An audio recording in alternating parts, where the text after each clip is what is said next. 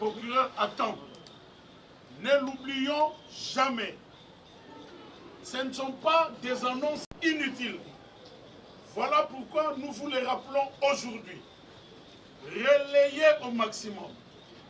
Chers internautes, n'oublions pas cette adresse, entraînant les victimes à pouvoir bien l'utiliser.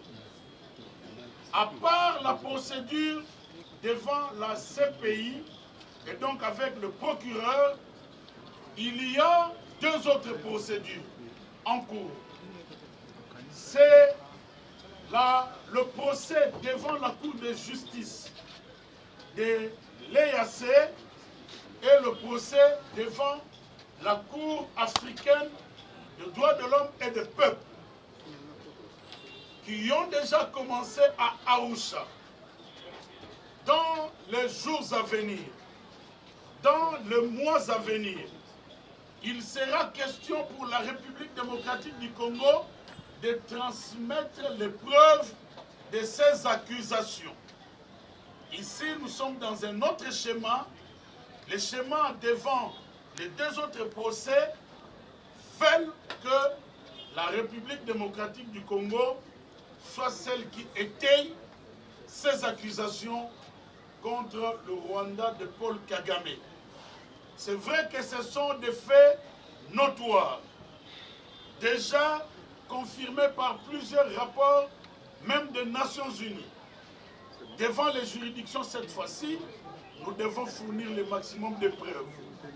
Voilà pourquoi, dans ce cadre, le ministère de la Justice, à travers la Task Force Justice pénale internationale, ainsi que la Commission nationale des droits de l'homme, recueille les preuves.